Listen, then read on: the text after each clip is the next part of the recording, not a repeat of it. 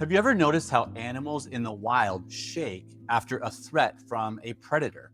A gazelle that just outran a cheetah will stand and tremble for like a full minute, and then it walks off completely calm like nothing happened. Humans are the only species that overrides that reflex. We clamp it down, we hold still, we tell ourselves to get it together, and the survival charge that was supposed to shake out stays locked in our body. That stored charge is what a lot of us are quietly carrying around.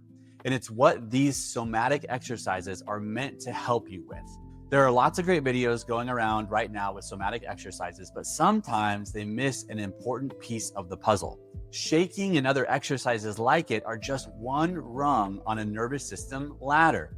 It only works if you know which rung you're standing on, and if you're not trying to climb it completely alone. I'm a licensed therapist, and by the end of this video, you'll know how to tell which state your body is in, the exercises that actually helps it, and where to start. I'm a licensed therapist, and by the end of this video, you'll know how to tell which state your body is stuck in, the exercise that actually fits it, and where to start safely. If you appreciate this type of content, let me know by gently tapping that like button. Let's get into it. So let's start with how trauma gets stored in our nervous system. When your body senses a threat, it floods you with a huge charge of survival chemicals. Your heart rate jumps, your muscles load up, adrenaline and cortisol flood your brain, all so you can fight. So let's start with how trauma gets stored in our nervous system. When your body senses a threat, it floods you with a huge charge of survival chemicals. Your heart rate jumps, your muscles load up, adrenaline and cortisol flood your brain, all so you can fight or run. That's the beginning of a cycle. Out in the wild, the animal fights or runs or shakes it off, and the cycle completes. The charge gets neutralized. When you can't fight or flee, the cycle never closes, and that leftover charge doesn't evaporate. It settles into the body as tension patterns, and your nervous system stays half braced, waiting for the threat to reemerge. Here's something I really want you to hear. That threat isn't stored as a memory in your prefrontal cortex. It's stored as a physical pattern in your body. That's why you can't talk or reason your way out of it. You can understand exactly why you feel the way you feel, but can't stop the body from responding because the body is disconnected from the brain and it truly thinks it's doing its job to protect you. Stephen Porges, the creator of Polyvagal theory, talks extensively about this, and I use his nervous system mapping with all of my clients. Here's the map. Your nervous system moves between three states, like three rungs on a ladder.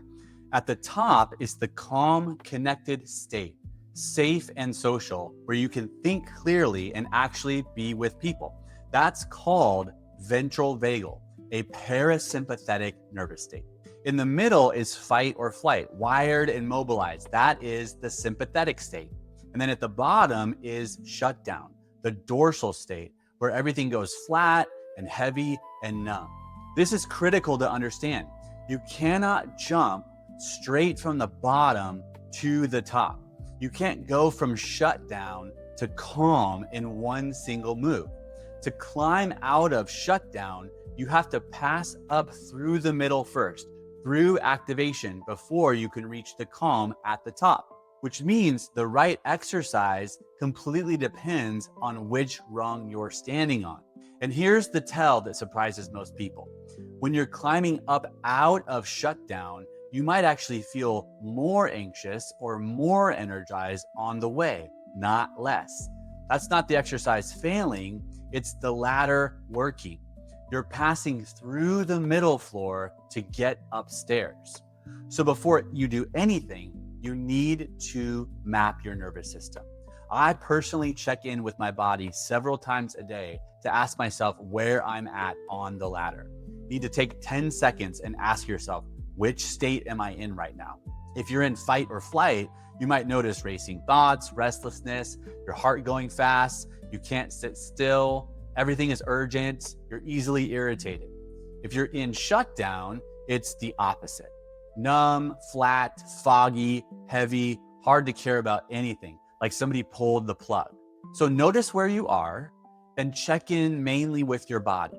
Place a hand on the place in your body that's holding your nervous state. For many people, it's their gut, the chest, the neck, the jaw. Rest your attention there and ask this: what experience could this part of me be holding with the intention of protecting me? That tension showed up at some point to guard you against danger. So instead of seeing our body as our enemy, we want to welcome it with curiosity as our greatest ally, even if its response is not congruent with our present experience. When you meet your body that way, instead of fighting against you, your body will relax and see you as strong and able to respond appropriately to whatever moment you are in. All right, here's how you match the exercise to the state you're in. If you're wired up in fight or flight, you want to discharge and come down. So let your legs and arms shake. Stand up, soften your knees, and let a little tremble move through them, the same way that gazelle does. 30 seconds, maybe a minute. Then take a long, slow exhale, longer than your breath in, because your heart rate drops a little every single time you breathe out. You're expressing the charge, then easing onto the break. Now, if you're shut down in dorsal, do not start with big shaking. That's like flooring the gas on a cold engine. You want to start small. Wiggle your fingers and your toes, roll your wrists and your ankles, slowly look around the room and let your eyes land on real physical things. Tiny movements first to come up the ladder, and then you can build toward gentle shaking. Up here, the goal is the opposite of before. You're carefully adding energy back in. And this is the most common thing I see. People will rubber band from tired to wired. They feel flat and shut down, so they go attack the hardest workout they can find, thinking they can just blast their way out of it. All that does is spike cortisol and adrenaline too fast and too hard, and then you just crash right back down. Gas, then brake, gas, then brake. This is not sustainable, and it just keeps the whole nervous system bouncing between the two bottom floors. The way out is not a bigger release, it's smaller doses. Capacity before intensity. If you push for some huge dramatic release, your body reads that force itself as another threat, which is the exact opposite of what you're going for. And this brings me to the part of this that some of these somatic videos don't remember to share with you. The single most powerful regulator of your nervous system is actually another calm nervous system. This is called co-regulation. When you are with someone who is genuinely steady and safe, your body borrows their nervous state using something called mirror neurons. Your breathing, your heart rate, your whole system drifts to match theirs. You experience their calm state before you can produce your own.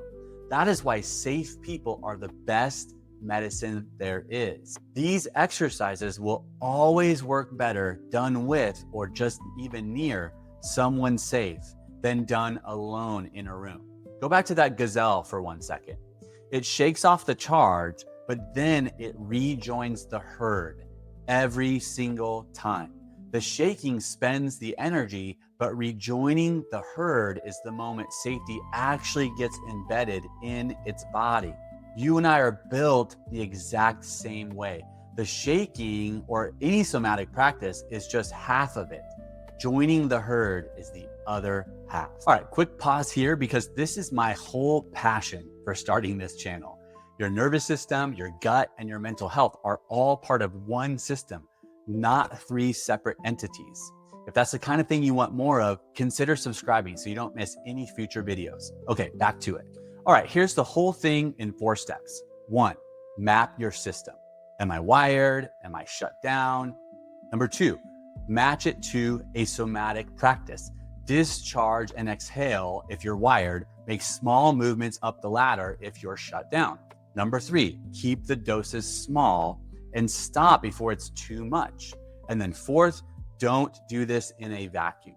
Bring a safe person into it wherever you possibly can. And be patient with it, because this charge probably settled in your body over several years. It's not going to just leave in one big cathartic afternoon. These are reps, not a magic pill. And they work the way reps work, a little at a time, until one day your body just knows the way back to calm. One honest thing, your nervous system is one part of a much bigger picture. Your sleep, your relationships, your gut, your whole history all live inside it too.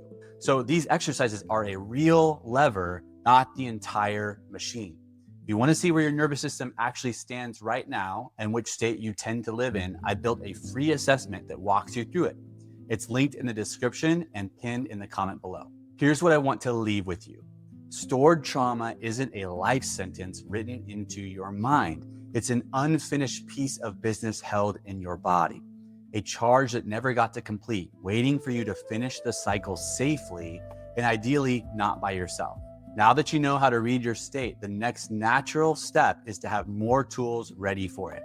I put together 5 simple vagus nerve exercises you can actually use once you know which rung you're on. And you can watch that one by clicking right here. I'll see you in that one.